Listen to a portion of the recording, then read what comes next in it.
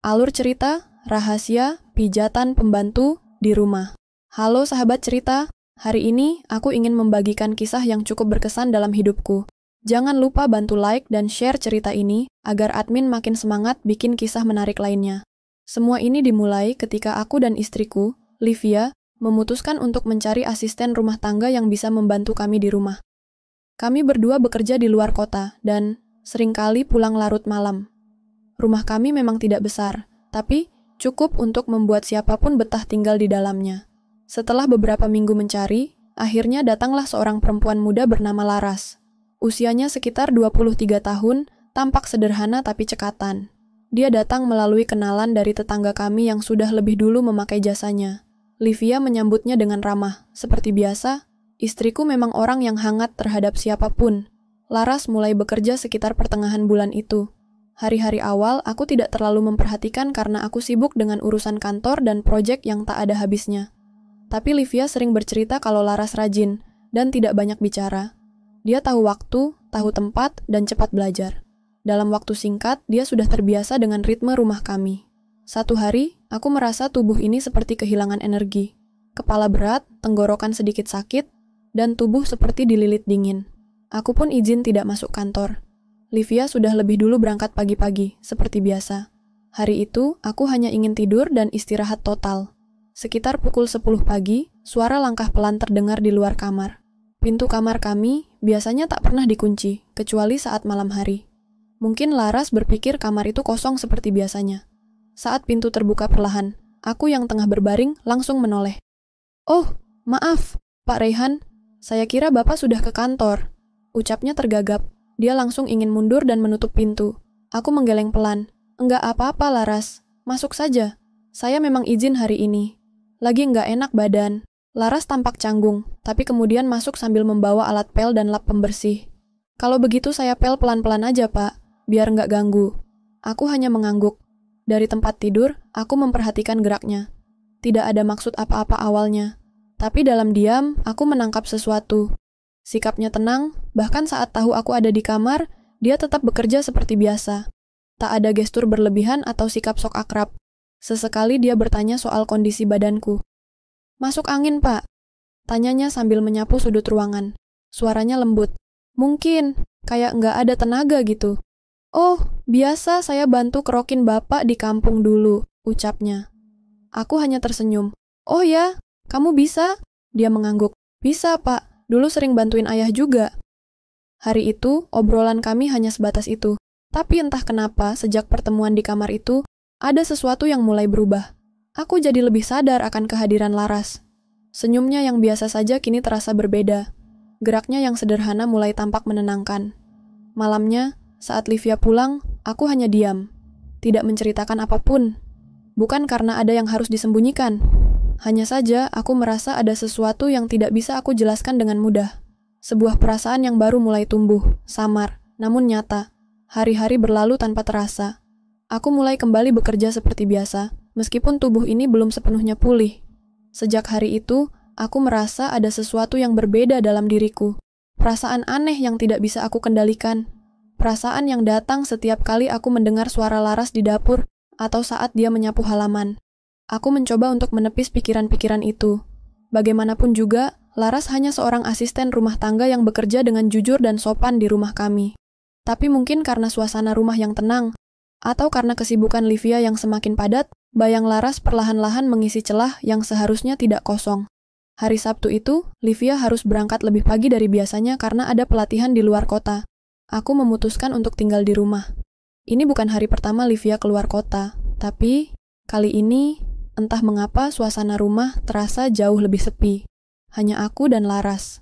Sekitar pukul 10 pagi, aku duduk di sofa ruang tamu dengan televisi menyala, namun tak benar-benar kutonton.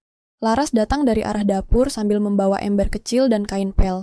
Dia tampak terkejut melihatku yang masih bersantai. "Pak Raihan belum keluar?" tanyanya sopan. Aku menggeleng. "Enggak, Ibu keluar kota, jadi saya santai di rumah aja."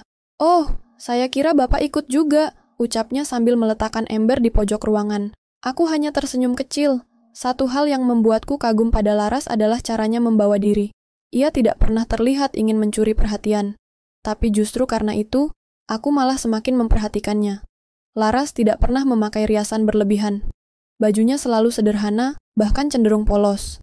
Tapi ada aura tenang yang membuat suasana bersamanya terasa nyaman. Saat dia mengepel dekat sofa tempatku duduk, aku secara spontan bertanya, "Laras, kamu bilang waktu itu bisa kerokin ya?" Dia menghentikan gerakannya. "Iya pak, bapak masih belum enak badan." Aku mengangguk pelan. "Masih agak pegal-pegal, mungkin kecapekan." Laras tampak ragu sejenak. "Kalau bapak enggak keberatan, saya bisa bantu. Tapi biasanya saya kerokin orang rumah, belum pernah majikan sendiri." Aku tertawa kecil. "Anggap saja saya bukan majikan. Saya butuh bantuan aja." Dia pun mengangguk, "Kalau gitu, biar saya beresin ini dulu ya, Pak." Beberapa menit kemudian, aku sudah duduk di kamar, melepas kaos, sementara Laras datang membawa minyak kayu putih dan koin. Dia masuk dengan langkah tenang, sedikit gugup, tapi tetap menjaga sikap profesionalnya. "Maaf ya, Pak, nanti agak sakit sedikit," ucapnya sebelum memulai. Tak lama kemudian, dia mulai mengerok punggungku dengan gerakan teratur. Dingin minyak menyentuh kulit, lalu digantikan dengan panas yang timbul dari gesekan koin. Aku menahan napas beberapa kali karena rasa perih yang lumayan menusuk. Tapi secara bersamaan, ada rasa nyaman yang sulit dijelaskan. "Bapak capek banget ini, punggungnya merah semua," katanya sambil terus bekerja. Aku tersenyum samar. "Iya, mungkin karena akhir-akhir ini kurang tidur." Kami terdiam beberapa saat. Hanya suara gesekan koin dan napasku yang terdengar. Saat itu aku merasa bahwa Laras memiliki ketulusan dalam setiap gerakannya. Tidak hanya bekerja untuk uang, tapi juga ada empati di baliknya. "Terima kasih ya Laras," ucapku pelan saat dia menyelesaikan bagian terakhir. "Sama-sama, Pak. Kalau Bapak merasa lebih enak, saya senang," jawabnya sambil menutup botol minyak. Aku menoleh perlahan ke arahnya. "Kamu pernah ikut kursus atau gimana? Kok pijatannya enak juga?" Dia tersenyum, agak malu. "Dulu waktu SMA pernah bantu-bantu di tempat terapi tradisional, Pak. Jadi sedikit banyak belajar dari situ." "Wah, pantes. Rasanya profesional banget," Laras tertawa kecil. "Bapak bisa bilang gitu. Saya jadi malu." Saat dia keluar dari kamar, aku hanya bisa duduk diam. Ada rasa lega di tubuhku, tapi justru perasaan lain yang makin kuat di hati. Aku tahu ini berbahaya. Tapi sejak pagi itu, kedekatan kami perlahan berubah. Bukan hanya karena pijatan atau keramahan, tapi karena kehadiran seseorang yang mengisi kekosongan yang tak pernah kuakui sebelumnya. Sejak Laras mengerokku hari itu, hubungan kami berubah secara perlahan, bukan secara kasat mata, tapi terasa di bawah permukaan.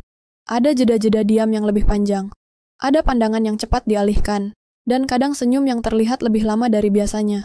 Aku tahu, ada sesuatu yang tumbuh, dan yang lebih penting, aku tahu aku tidak seharusnya membiarkannya tumbuh. Namun, kenyataannya tidak sesederhana itu. Minggu berikutnya, Livia kembali sibuk. Ia sering pulang malam, bahkan pernah 2 hari tidak pulang, karena harus mendampingi klien di luar kota. Rumah kembali hanya berisi aku dan Laras, 2 sosok asing yang mulai menjadi terlalu akrab dalam keheningan. Pada suatu sore yang gerimis, aku pulang lebih awal dari biasanya. Suasana rumah sepi dan hanya terdengar suara gemericik air hujan dari luar jendela. Laras sedang melipat cucian di ruang tengah, mengenakan sweater panjang warna abu-abu dan celana longgar. Ia tampak kaget melihatku masuk. "Bapak pulang cepat," aku mengangguk sambil menaruh tas kerja. "Hujan, males di jalan, kantor juga lagi sepi." "Oh baik Pak, mau dibuatkan teh hangat?" Aku tersenyum. "Boleh, kalau enggak merepotkan." Dia pun beranjak ke dapur. Aku duduk di ruang tamu, dan beberapa menit kemudian, dia datang membawa cangkir berisi teh panas. Wangi jahe dan sereh langsung menyeruak, membuat tubuh terasa hangat hanya dengan menciumnya. "Terima kasih Laras." Dia hanya mengangguk kecil dan duduk tak jauh dariku, sambil kembali melipat cucian. Aku menatap hujan di luar jendela, mencoba membuang segala pikiran yang melintas, tapi sulit. Semakin aku mencoba menjauh, semakin aku sadar bahwa aku terus mencari kehadirannya. Dalam sunyi rumah, Laras seperti menjadi satu-satunya suara. "Laras," ucapku, nyaris berbisik. Dia menoleh. "Ya, Pak. Kamu betah di sini?" Pertanyaanku sederhana, tapi mengandung banyak hal yang tak kuucapkan. Laras tersenyum. "Sangat, Pak. Ibu baik, Bapak juga. Saya nggak pernah merasa diperlakukan buruk." Aku menunduk, menatap teh yang mulai mendingin. "Kamu tahu kan, kita sekarang jadi agak berbeda." Dia diam. Tak ada jawaban, Tapi dari caranya menurunkan pandangan, aku tahu dia paham maksudku.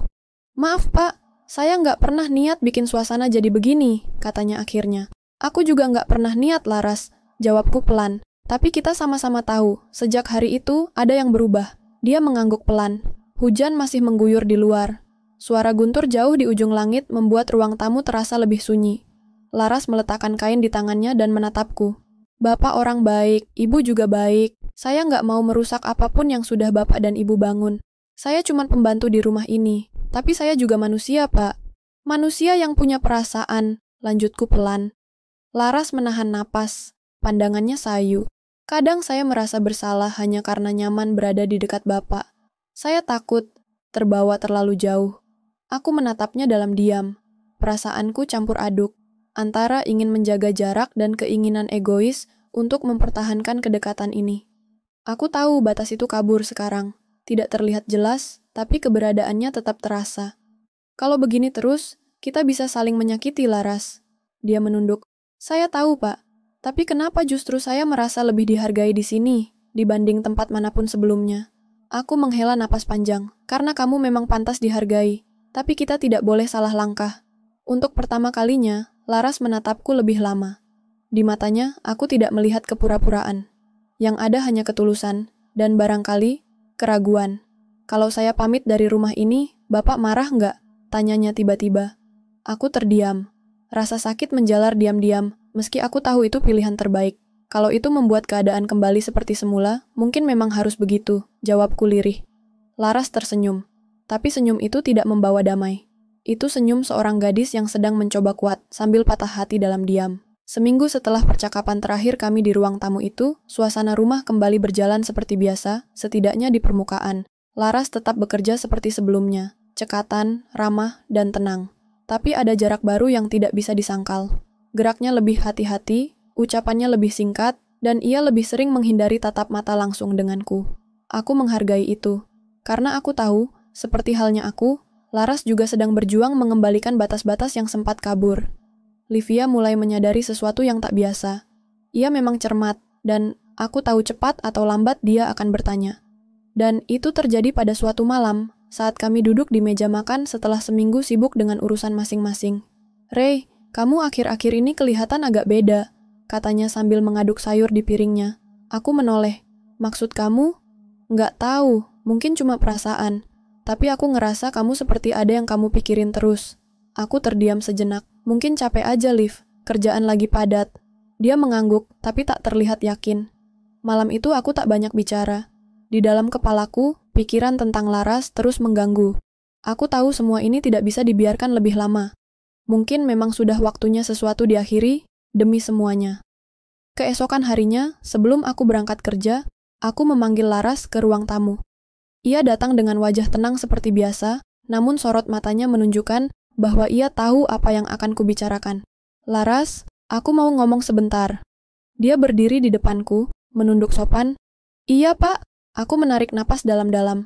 "Kamu orang yang sangat baik, bekerja dengan sungguh-sungguh, dan kami semua nyaman dengan kamu di sini. Tapi, aku rasa keadaan sekarang sudah terlalu rumit untuk dilanjutkan." Dia menatapku, lalu mengangguk pelan. Tidak ada air mata, tidak ada kejutan, hanya keheningan dan penerimaan. "Saya juga sudah pikirkan itu, Pak," jawabnya lembut. "Saya tidak ingin ada masalah di rumah ini, apalagi dengan ibu, beliau terlalu baik." Aku mengangguk. "Aku akan bantu carikan tempat kerja baru, tempat yang lebih nyaman, dan jauh dari bayang-bayang ini." "Terima kasih, Pak. Saya juga tidak ingin jadi bayang-bayang bagi siapapun." Setelah percakapan itu, Laras hanya butuh 2 hari untuk membereskan barang-barangnya. Di hari terakhir, saat ia pamit kepada Livia, wajahnya tetap tenang. Livia memeluknya hangat tanpa tahu bahwa pelukan itu adalah akhir dari kedekatan kami yang tidak seharusnya. Saat Laras berjalan ke gerbang, aku mengantarnya dalam diam. Di bawah langit mendung, dia menoleh padaku sekali lagi. "Pak Raihan, terima kasih karena tidak pernah bersikap kasar kepada saya. Saya tahu mungkin ada rasa yang tak semestinya tumbuh, tapi saya percaya kita berdua sudah memilih untuk menghentikannya sebelum semuanya benar-benar rusak." Aku hanya bisa menatapnya. Ada rasa kehilangan, tapi juga kelegaan. "Jaga dirimu, Laras. Kamu pantas mendapatkan kehidupan yang baik." Dia mengangguk. Bapak juga. Jaga ibu ya. Beliau sangat mencintai bapak. Aku menunduk, tak sanggup menjawab dengan kata-kata. Laras pun melangkah pergi, dan perlahan menghilang di ujung gang. Hari-hari setelah kepergiannya terasa hampa. Rumah memang menjadi lebih tenang, tapi ada bagian dari hatiku yang belum sepenuhnya pulih. Aku tidak menyesali apa yang terjadi, tapi aku belajar sesuatu yang penting, bahwa batas bukanlah untuk dilanggar, melainkan untuk dijaga. Kini, setiap kali senja turun dan cahaya jingga menyentuh jendela rumah, aku teringat pada Laras. Bukan sebagai seseorang yang kusesali, tapi sebagai seseorang yang mengajarkan arti memilih yang benar. Meskipun terasa salah di hati. Livia mungkin tak akan pernah tahu cerita ini. Tapi aku tidak lagi menyembunyikan rasa bersalahku. Sebaliknya, aku menggunakannya untuk menjaga cinta yang selama ini sudah ada di hadapanku, dan hampir kuabaikan. Karena pada akhirnya, cinta yang tulus bukan datang dari pelarian atau kekosongan, tapi dari keberanian untuk kembali.